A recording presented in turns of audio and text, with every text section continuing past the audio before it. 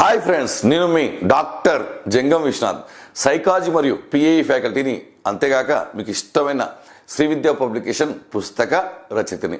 ఈరోజు మనం పూర్తిగా చేతులు కాలేక ఆకులు పట్టుకోవడం, మనం ఎందుకు సక్సెస్ కాలేకపోతున్నాం, మనం చేసే లోపాలు ఏమిటి, లోపాలు తెలుసుకోకుండా మనం ఇలాగే ముందుకు పోతే ఒక భయం, ఒక ఆందోళన, ఒక చిరాకు కలిగి చదువుపై ఆసక్తి సన్నగిల్లి మళ్ళీ నిరుద్యోగిగా మిగులుతాం.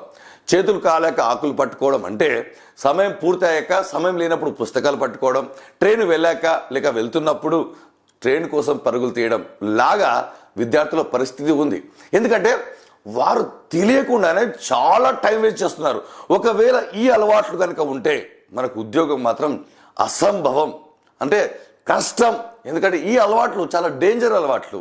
ఈ డేంజర్ అలవాట్లు ఎవరైతే ఉన్నారో వారికి టైం ఉన్నప్పటికీ పుస్తకంని చదవలేరు, చదివింది అర్థం చేసుకోలేరు, అర్థం చేసుకున్నది ఎగ్జామ్లో ఉపయోగించలేరు. కాబట్టి నేను చెప్పే ఈ అలవాట్లు కనుక మీరు ఖచ్చితంగా మానుకుంటే, ఈ పద్ధతులు కనుక మానుకుంటే మీ చేతిలో పూర్తి సమయం ఉండి మనసు తేలికగా, మెదడు ప్రశాంతంగా పనిచేసి పుస్తకం పైనే ఫోకస్ ఉంటుంది. ఈ విషయాన్ని మీరు జాగ్రత్తగా గమనించండి.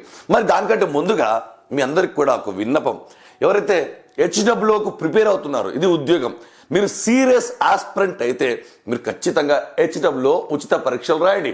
ఫోల్డర్ ఓపెన్ చేయండి. ఫస్ట్ కోర్సులో ఫస్ట్ ఫోల్డర్లో ఎగ్జామ్ ఉంటుంది. ఎందుకంటే ఇంత కాంపిటీషన్ ఉంటుందని మనకి ఇప్పుడిప్పుడే అర్థమవుతుంది.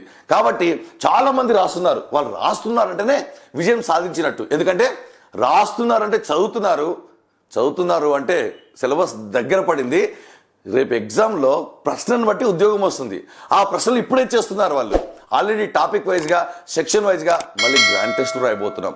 మళ్ళీ మరొక విన్నపం, చదవకుండా మాత్రం, క్లాసులు వినకుండా మాత్రం పరీక్షలు రాయకండి, భయపడతారు 100%. ప్రశ్న స్టైలు చాలా కఠినంగా ఉంటుంది, టీఎస్పీఎస్సీ మోడల్లో ఉంటుంది. కాబట్టి ఇది మీకు విన్నపం, సలహా, హెచ్చరిక, సూచన.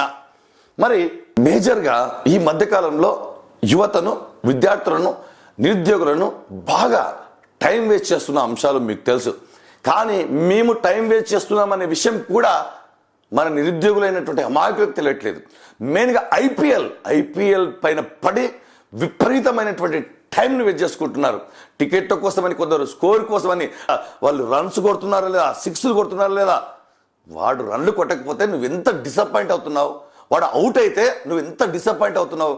కానీ చూస్తున్న నీవు డక్అవుట్ అవుతున్నా అనే విషయాన్ని మర్చిపోతున్నావు. వాడు ఆడినా ఓడినా డబ్బులు వస్తాయనే విషయాన్ని మర్చిపోతున్నావు. మరి వాడు అవుట్ అయితే డిసప్పాయింట్ అయ్యే నీవు జాబ్ రాకపోతే నువ్వెంత డిసప్పాయింట్ అవుతావు. వాడు అడ్వర్టైజ్మెంట్ ఇచ్చినా డబ్బులే, వాడిని చూసినా డబ్బులే, వాడు ఆడినా డబ్బులే, పరిగెత్తినా డబ్బులే. పరిగెత్తమంటున్నావు రన్ల రూపంలో, కానీ నీ సబ్జెక్ట్ నువ్వు పరిగెత్తించలేకపోతున్నావు. క్రికెట్లో కిక్ ఉంటుంది, కానీ మన లైఫ్లో కిక్ ఉండాలంటే మనం క్రికెట్కు దూరంగా ఉండాలి. వీలైతే స్కోర్ తెలుసుకోండి, దయచేసి దూరంగా ఉండండి. ఎందుకంటే వారు సెలెక్ట్ అయ్యారంటేనే వాళ్ళు గెలిచినట్టు, మనం పరీక్ష రాస్తే గెలిచినట్టు కాదు, మనం చదివితేనే గెలిచినట్టు. కాబట్టి చాలా టైం మిగులుతుంది మిత్రులారా. మరి ఎలక్షన్స్, ఎవరు ఏ అభ్యర్థులు, ఏ పార్టీ నుంచి ఏ అభ్యర్థులు ఇదే పనిలో ఉన్నారు, ఎవరు నిలబడుతున్నారు, ఎక్కడ ర్యాలీలు ఉన్నాయి, ఈరోజు ఎవరు ఏం మాట్లాడారు, ఏ సభల్లో ఎవరు విమర్శించుకున్నారు, ఎవరు గెలుస్తారు, ఎవరు ఓడిపోతారు, ఎవరు సర్వేలు ఏం చెప్తున్నాయి, జ్యోతిష్యం ఏం చెప్తుంది, రాష్ట్రం వచ్చే ప్రభుత్వం ఏమిటి. మరి మీరు ఒక విషయం గుర్తుపెట్టుకోవాలి, వాడు ఓడినా గెలిచినా ఏ మాత్రం ఫరక్ పడదు. ఎందుకంటే వాళ్ళు డబ్బున్నోళ్ళే కాబట్టి ఖచ్చితంగా వాళ్ళు ఎలాగైనా సర్వైవ్ అవుతారు.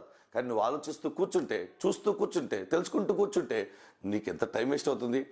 లక్షల మంది పనిచేస్తే ఒక్కడు విజేత అవుతాడు, ఎమ్మెల్యే కానీ ఎంపీ కానీ నీ జీవితానికి నువ్వు ఒక్కడికి పనిచేస్తే చాలు, నువ్వే విజేతావు. కాబట్టి అనవసరమైన టైం వేస్ట్.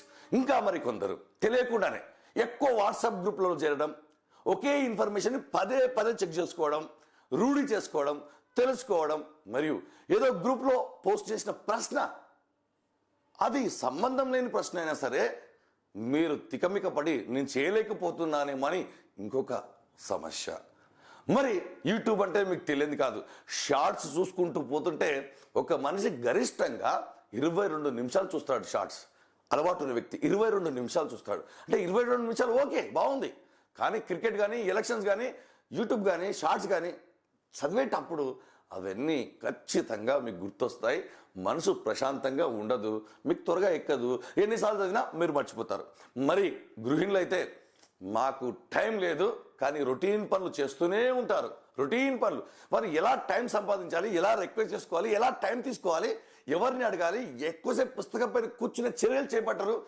మా లైఫ్ ఎలా ఉంది సార్, మాకు బాధ్యతలు ఉన్నాయంటారు. మరి చేసేదే చేస్తే వచ్చేదే వస్తుంది.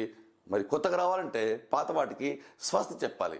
మరి సీరియల్స్ అంటారా, సీరియల్ అని సీరియల్ పేరే చెప్తుంది.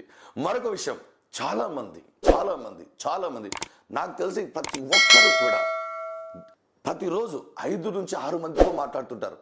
మరి 5 నుంచి 6 మందితో మాట్లాడుతున్నప్పుడు 5 మంది 5 రకాలుగా వాళ్ళ యొక్క వ్యూహాలను చెప్తుంటారు, వాళ్ళ యొక్క ప్రిపరేషన్ చెప్తుంటారు, వారి యొక్క పుస్తకాలను చెప్తుంటారు, జనరల్ విషయాలు చెప్తుంటారు. మరి అవన్నీ చెప్పిన తర్వాత మీరు విని పుస్తకం దగ్గరికి వచ్చి కాన్సన్ట్రేషన్ చేయగలరా? అసంభవం, గుర్తుపెట్టుకోండి. మరి మరొక విషయం, చాలామంది ఇంట్లో ఉంటే బోర్ కొడుతుంది, ఇంట్లో ఉంటే చదవలేమని చెప్పి అందరు చూస్తేనన్నా చదవచ్చని లైబ్రరీలకు స్టేడియాలకు వెళ్తున్నారు. కానీ అక్కడికి వెళ్ళి కూడా అందరిని చూస్తూనే ఉన్నారు. ఎవరైనా లేస్తే వాళ్ళు తిరిగి వచ్చి కూర్చునేంత వరకు, ఎవరికైనా ఫోన్ వస్తే తినకు ఫోన్ వచ్చినట్టు, ఈయనకు ఫోన్ రాకపోతే ప్రపంచం మొత్తం నన్ను మర్చిపోయింది అన్నట్టు. ఫోన్ వచ్చిన టెన్షన్, ఫోన్ రాకపోయిన టెన్షన్. మరి ఏం చేయాలి అంటే, ఇవన్నిటికీ కారణం ఫేస్బుక్, వాట్సాప్, ఇన్స్టాగ్రామ్, షార్ట్లు, యూట్యూబ్లు ఇవన్నీ సెల్లోనే ఉంటాయి. కాబట్టి సెల్లును ఆఫ్ చేయండి, ప్రపంచంకి దూరంగా ఉండండి, మనుషులు కల్పించని చోట ఒంటరిగా కూర్చొని చదవండి. వీలైతే మీరు రాత్రిపూట అలవాటు ఉంటే రాత్రిపూట చదివే ప్రయత్నం చేయండి. ఎందుకంటే రాత్రిపూట ప్రపంచం మొత్తం పడుకుంటుంది, నీ ప్రపంచం నువ్వు ప్రారంభించవచ్చు. ఎక్కువ సమయం ఉంటుంది, మనుషులు కనిపించరు, మనుషులు అందరూ కూడా ప్రశాంతంగా నిద్రపోతుంటే నువ్వు ప్రశాంతంగా చదవచ్చు. కాబట్టి క్రికెట్ అని, ఐపీఎల్ అని, ఎలక్షన్స్ అని, మిత్రులు కలిసినప్పుడు కానీ ఈ పార్టీలని, ఫంక్షన్లని, వాట్సాప్ గ్రూప్లని, ఫేస్బుక్లని, ఇన్స్టాగ్రామ్లని, టెలిగ్రామ్లని, రకరకాల పరీక్షలు రాయడం, రకరకాల ప్రశ్నపత్రాలు రాయడం, స్టాండర్డ్ లేని రాయడం, మీరు చాలా కన్ఫ్యూజ్ అవుతున్నారు. చాలా మీరు ఆందోళనకు గురి కావడానికి ఇవన్నీ. ఎక్కువ మంది కలిస్తే ఎక్కువ ఇన్ఫర్మేషన్ రాదు, ఉన్న ఇన్ఫర్మేషన్ పోతుంది. ఒక అపోహ ఉంటుంది. మళ్ళీ ఒకే విషయాన్ని టెట్ పోస్ట్ పోన్ అవుతుందనే విషయాన్ని దాదాపు ఒక వ్యక్తి 10 యూట్యూబ్ ఛానల్ చూస్తాడు, 10 వాట్సాప్ గ్రూపులు చూస్తాడు, 10 టెలిగ్రామ్ చూస్తాడు, 10 మందితో చర్చిస్తాడు. చాలా టైం వేస్ట్ అవుతుందనే విషయాన్ని మర్చిపోతాడు. తీరా కోలుకున్న తర్వాత నష్టం ఎక్కడ జరిగిందో కూడా తెలుసుకోడు. కాబట్టి పడవకు రంధ్రం చిన్నదే కానీ పడవను ముంచేస్తుంది. కాబట్టి మీ జీవితాన్ని ముంచేయకుండా, ఒంటరిగా, మనుషులు కనపడించకుండా, సెల్ ఫోన్కు దూరంగా, క్రికెట్కు దూరంగా, సీరియల్స్ దూరంగా, చాటింగ్కు దూరంగా, ఈ రూమర్స్ దూరంగా సిలబస్ని పరిగెత్తించండి. ఎవరినో పరిగెత్తించడం కాదు. కాబట్టి దయచేసి మిత్రులారా, నా మాట వినండి. ఇవి మాటలు చిన్నవే కావచ్చు కానీ సూక్ష్మంలోనే మోక్షం ఉంటుంది. విషం తక్కువ కానీ మనిషిని చంపేస్తుంది. నిద్రగోళి చిన్నగా ఉంటుంది, మనిషిని చంపేస్తుంది. చిన్నవే చాలా పెద్దవి, చాలా పెద్దవి చాలా చిన్నవి. కాబట్టి దయచేసి మీరందరూ కూడా ఈ విషయాన్ని గమనిస్తారని ఆశిస్తూ మీ డాక్టర్ జంగం విశ్వనాథ్.